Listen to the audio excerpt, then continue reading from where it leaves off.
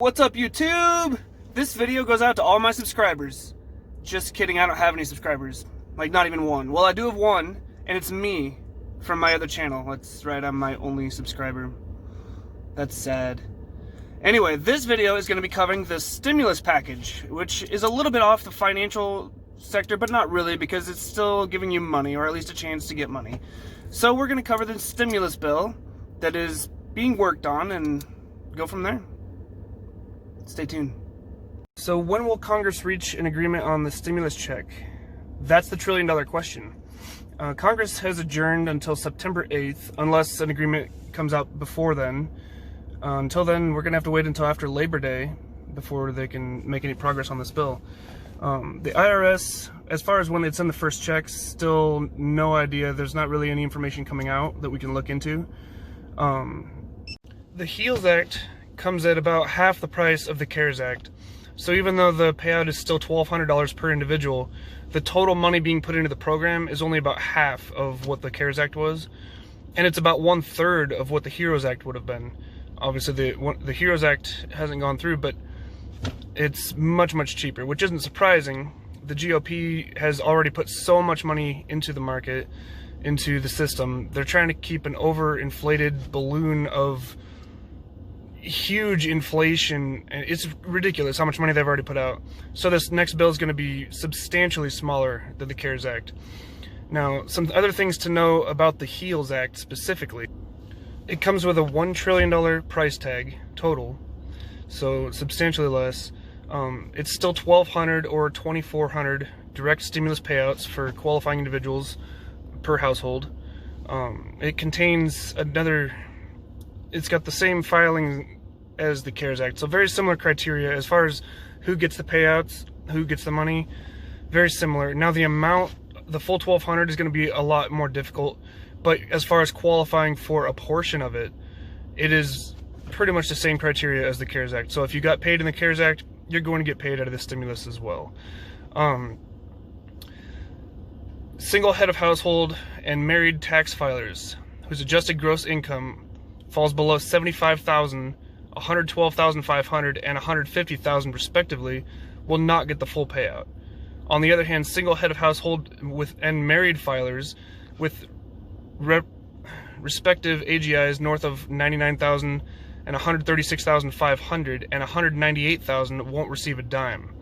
Folks who fall between these upper and lower bounds will receive a reduced pay, about a $5 payout reduction for every $100 in AGI above the actual bound. Unlike the CARES Act, which you were given $500 per qualifying independent, I think 16 and under age, the CARES Act doesn't really discriminate with age at all. So anyone that you are writing off as a dependent, even if it's a senior citizen, is going to qualify for the $500. So that's a little bit, I mean, that's a pretty big change from the CARES Act. Alright, so covering the CARES Act. The Senate has been adjourned until after Labor Day, so we're going to have to wait until September 8th before any more talks can resume on the bill and whether or not it will be passed as far as numbers. Right now, we don't really have a way to sit down and calculate based on our gross income per household what our payout will be. What we do know with this bill, the HEALS Act, is going to be very similar to the CARES Act in that individuals who qualify in households are going to receive a $1,200 payout. The $500 is still there for independents. One big difference between the CARES Act and the HEALS Act, with the CARES Act, you only could have independents 16 and under that qualified for that $500 payout. This new bill is half the total cost, so it's $1 trillion, but it's not going to discriminate against age as far as independents. So even if you have a senior citizen or anyone really that you claim on your taxes as a dependent is going to be eligible to receive that $500. Now the exact numbers aren't really ironed out yet. We do know it's going to be based on your household income. We know that it's going to be very similar. If you got a payout with the CARES Act, it's very likely you're going to get a payout through the HEALS Act as well. The criteria is very similar. Another key difference though, it's going to be a lot more difficult to get the full $1,200 payout, which is to be expected. The GOP has backed this bill. They don't want near as much money put into the system as the first time. The balance sheet of the Fed is severely overinflated. It's so much money's already been put out there. They're trying to keep this one substantially cheaper, and it's going to be around half. It's going to be about a third the value of the HEROES Act, which didn't go through, so substantially smaller bill. And because of this, a lot of individuals who qualified for the $1,200 during the CARES Act aren't going to qualify for the full $1,200 with the HEALS Act. Your criteria is the same, so you're still going to, if you got the CARES Act payout, you're still going to get a payout. It's just much less likely to be the full $1,200.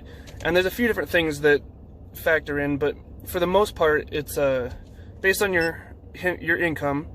It's just a lot more strict criteria on that full $1,200. Another thing about the CARES Act is if you're a prisoner, you're incarcerated during 2020, you will not receive a payout. Anyone who, I believe you have to be in prison for most of, if not the whole year of 2020, but you will not get a payout of any type if you are incarcerated. So, some other minor changes or things about it, they've spelled out very clearly, anyone who died January 1st of 2020 will not receive a payout. I really don't understand why they even have to put that on the bill. Dead people don't really need a whole lot of money, but it's there. No dead people. The IRS will have more ways to access direct deposit info than they did with the CARES Act. They're going to have just different forms they're going to be able to go in. It's going to be a lot easier to get a direct deposit. There was a lot more hassle with that as far as previous tax returns and all that with the CARES Act. So with the HEALS Act, it'll be easier for them to get you the direct deposit. Payout garnishment is okay when for child support. Just like the CARES Act, the HEALS Act forbids any federal or state agencies from withholding a stimulus payout, with one exception. If an individual has not paid their child support payments, then a portion or all of the next round of stimulus money can be withheld. So that's similar to the CARES Act.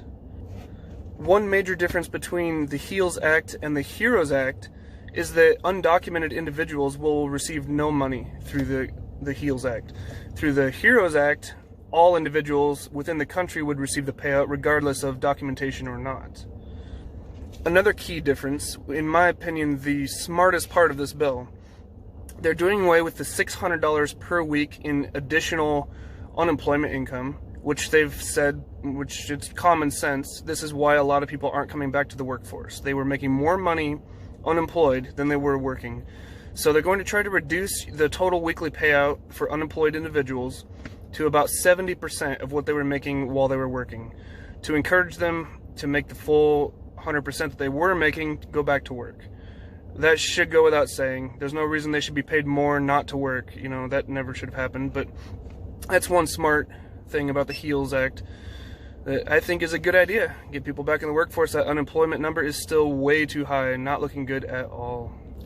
Another thing about the HEALS Act, which I was kind of surprised about, initially the Republicans were saying no more money for vaccine research, too much had been pumped in already, but this bill actually authorizes $16 billion in new funding to go towards vaccine research. That's in addition to the $9 billion that was previously authorized, for a combination of $25 billion put into a vaccine research program. There's obviously a lot of companies out there working on a vaccine, because that is a big amount of money they can dip into, and somebody stands to make a lot of money on coming out with that vaccine.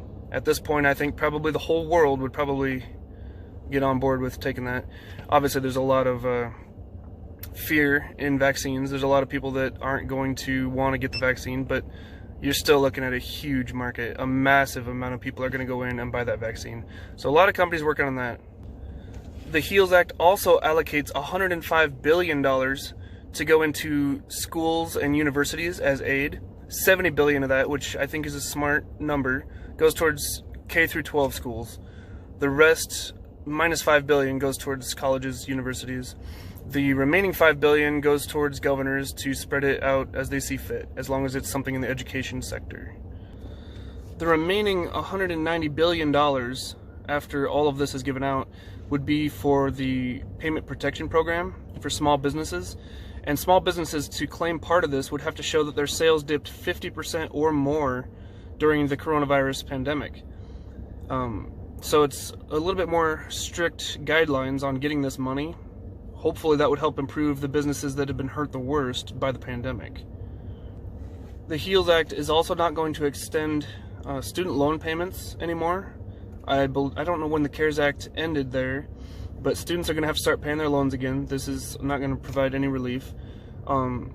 As far as evictions, very little help. $3 billion is being segmented into this, and that's not going to cover very many people. I don't know, I'd have to look up more info on it, but who qualifies for that $3 billion? You know, that's not a lot of money when you're looking at a huge number of people that are unemployed trying to pay off their houses. So that's another difference. Very little money. With the HEROES Act, there was an enormous amount of money put into that program, but the GOP wants people paying their mortgages one way or another, so it's going to be $3 billion allotted to a very small segment of people. Another thing I really like about the CARES Act that's very little discussed, I haven't heard anyone mention this, they're doing 100% deduction on business meals through 2020. So this is going to help the small businesses and restaurants that have been massively hurt. They're going to be able to deduct in all of 100%. So that's going to help a lot of these businesses out tremendously. Good policy. Now I think what a lot of people are hoping for is that a bipartisan agreement will come along, some bill kind of in between the CARES Act, the HEALS Act, and the HEROES Act. You know, they're very, very big cost differences. A lot of different individuals are affected by one and not the other. The biggest thing, obviously, the Republicans' bill is going to be a lot smaller. It's going to issue a lot less money. The Democrat bill is going to be very expensive, adding an enormous amount of money to the debt that we've already piled up because of this virus. Right now, we're just kind of waiting to see what happens. When everything resumes after Labor Day, I think we'll get a lot more answers, and I'll be here to fill you in on what information we learn as we go. So stay tuned, like and subscribe. I'll see you on the next video.